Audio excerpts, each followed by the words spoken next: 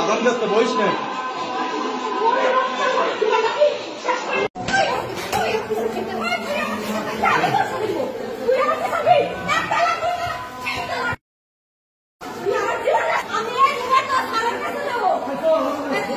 সার তো এনেই আছে, সারা কাছে